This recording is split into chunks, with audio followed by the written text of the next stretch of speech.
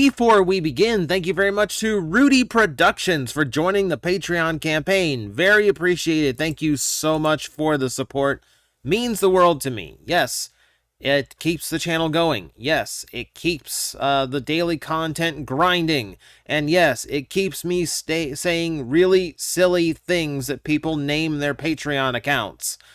But hey, you have your fun. I will shout you out one way or another, and I thank you for the support and the generosity. So I'm going to do a quick little plug here. We had our first session of Scheduled Conflicts, our new D&D show that I am a player on. The VOD is out on YouTube right now. I'll link it in the description below if you want to go watch. It was a lot of fun. There's a lot of really fun chaos going on.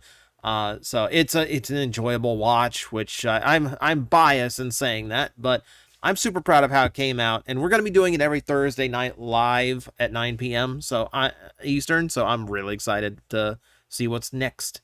All right, all that out of the way, we're back on Thingiverse, because here at the toy shop, I just set up a brand new pro quality 3D printer, and I really do want to put it through its paces. So obviously, the first thing I think of is Transformer something. Do I print a big Optimus Prime head or an Autobot logo? Do I try to make something that actually transforms?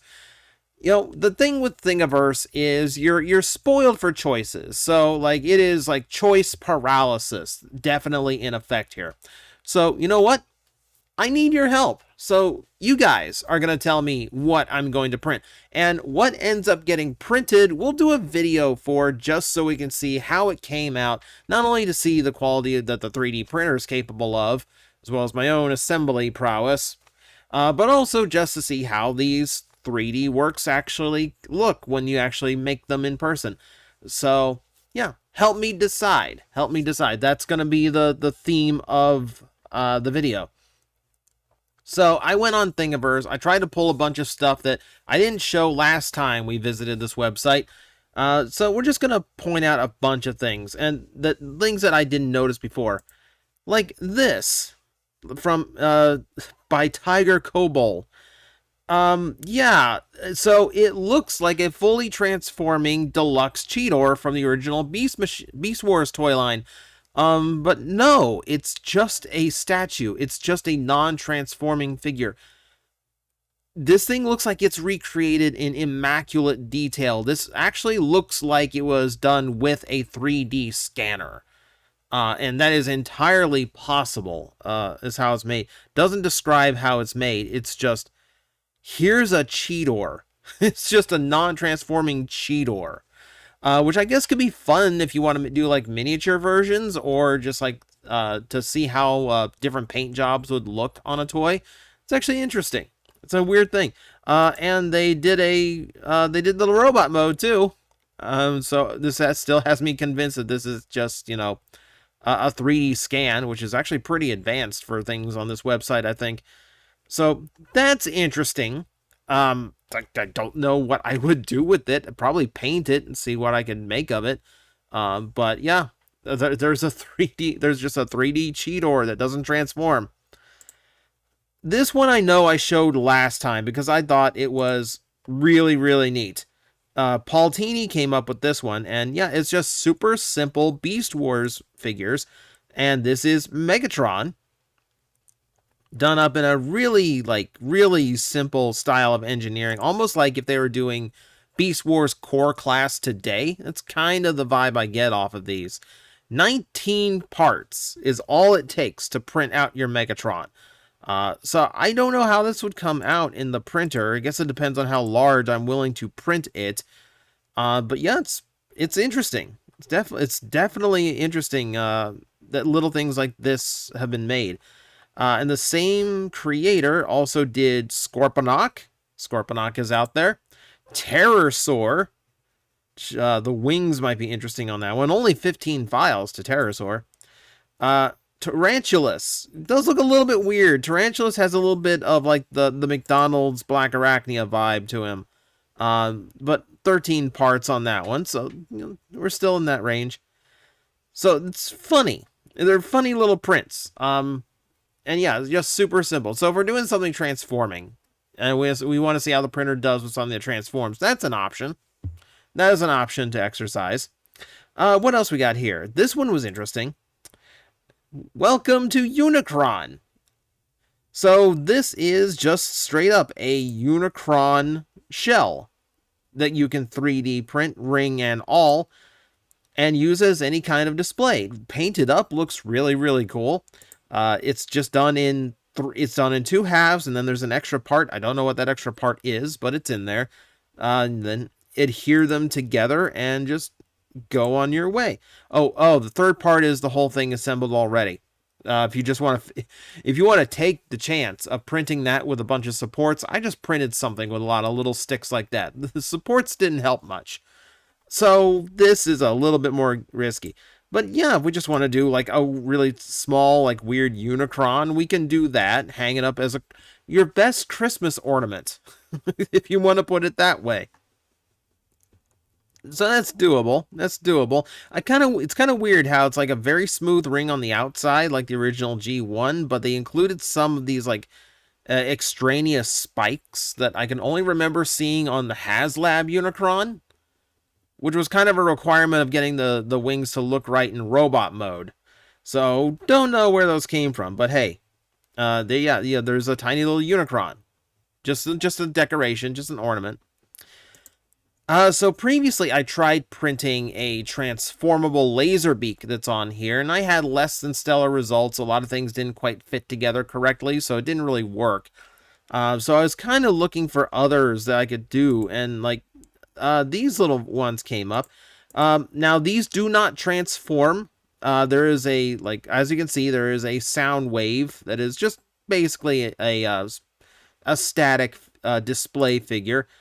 And then, yeah, there's just this rumble and frenzy made a very simplified. I think it's only like, yeah, it's only 5 parts. Just a simple little figure like that. So we have things like that available to us as well. It's not too bad, but it's, it's a little bit dull. It's a little bit dull. What else do we have? Oh, okay. So here's something fun. We have a tiny little Omega Supreme. You can see, yeah, like I say tiny, it's a 3D print, so obviously you can print it however big you want once it's actually made. It looks like it's fully functional. It's got the rocket base mode, it's got the tank, the track. Yeah, looks it's kind of fun. It's kind of a little interesting one. Yeah, this one's doable. This one's possible. Tiny little Omega Supreme probably wouldn't be bad. This is one of those where I kind of wonder how small can we get. Can I print like a core-sized Omega Supreme? This is like a pocket scale Omega Supreme out of this. Probably could, but I don't think it'd hold together very well. So what else? There is another. This one is in full chibi style. Yeah, and this is one transform. This one does transform too. Yeah. So they both accomplish the same thing. Yeah, and this is just like a little squat, little weird one. This is a little bit more funny, I think. I think I've got all the colors for it. I might need orange. That might be the only one I'm missing to print this. 9 files, but all the files have a lot of pieces, so this would be a bit of a puzzle to put together. The one thing about any of these is that I have not looked into, like, if any of them require extra pins or anything in order to assemble. Sometimes they do, sometimes they don't.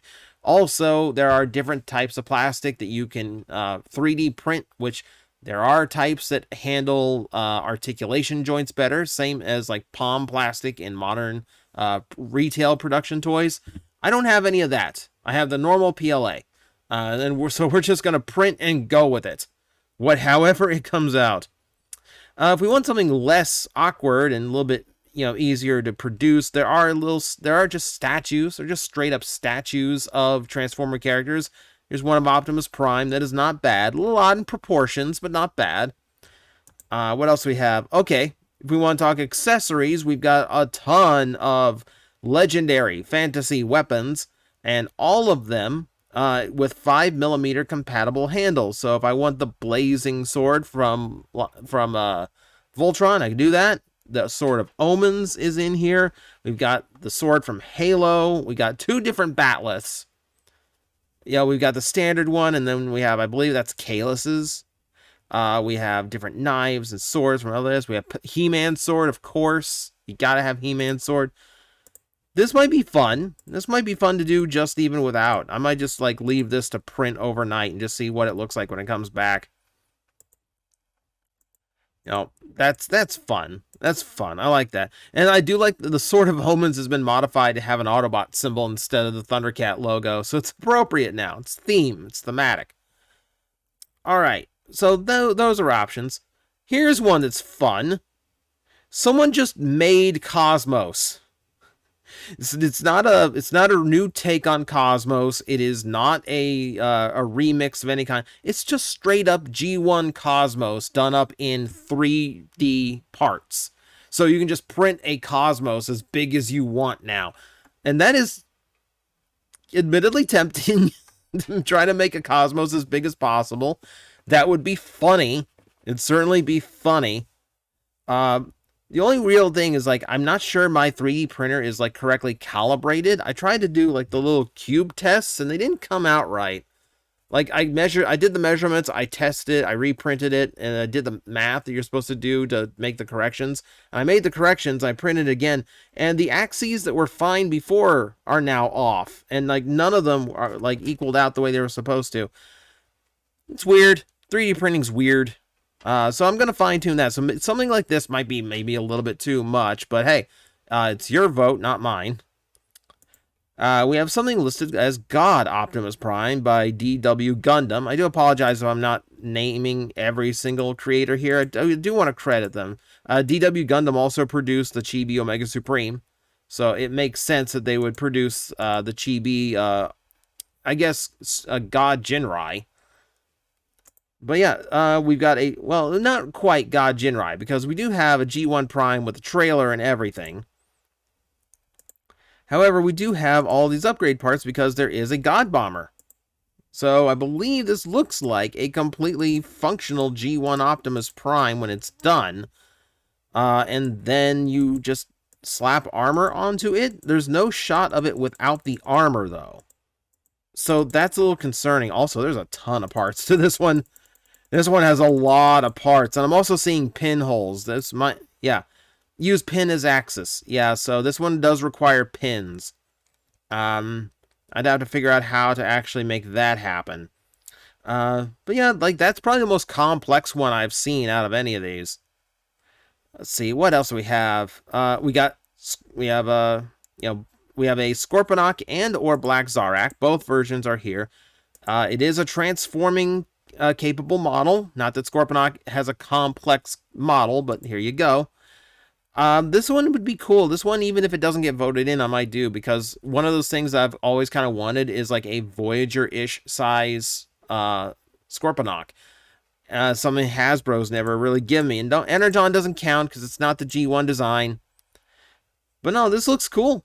This actually looks really cool. I would actually be down for this. I'd actually be down for just like a 6-7 inch Scorponok. If I can figure out the math to make it print that size, that is. Alright, so what else do we got here? G1 style Sari, all done in ball joints. I don't know how ball joints would handle just being PLA. I think that would wear down way too fast. So I'm not necessarily sure if this one is capable. It looks nice, though. Well, this one is like crudely painted, but it looks like the model itself comes out nice. So the 3D print would be fine. Is there any, yeah, it looks like 3D printing wise it'd be fine. No transformation to it. It's just going to be a static figure, but we'll throw it in the mix. That is a possibility. You can see it next to that really weird Bumblebee they did for Buzzworthy. So this is a pretty small little Sari. It's a pretty small little Sari. Though we can make it as big as we want, technically. Shockwave fingers from Transformers Animated. I'm not sure why. I'm not sure why anyone would think to do this. I guess it's a cosplay prop that they decided to make available to anyone. That makes sense. Still weird. I don't know what I'd do with Shockwave fingers. Optimus Prime Marvin by Soundwave 12345. This one's actually a pretty old model, but at first I thought it was Optimus Prime after or no. Let's be more correct here. I thought it was Kirby.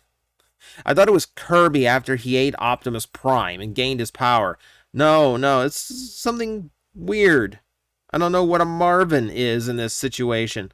It's just a weird little, like, I don't know, goofy alien with Optimus Prime's head on it. I don't know.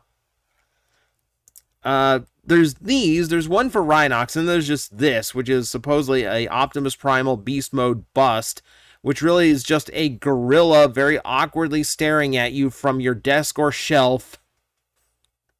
I'm not sure how much of that is genuinely primal. There's a single print, no support, which is always nice to hear. Decepticon tank of something of a generic nature. The tank itself doesn't look bad. It's got kind of like a metal slug style quality to the tank mode because it's super tall. And then the actual robot mode is, it's a little bit simplified, but, one print, no support. That's pretty much expected. This would be a pretty easy thing. This one doesn't seem like it'd be too hard to do. Yeah. And only 2 thing files, so this, might be just like a no assembly single print. It just puts it all where it's supposed to be, and you just go with it. That might be an interesting experiment. That might be an interesting one to try.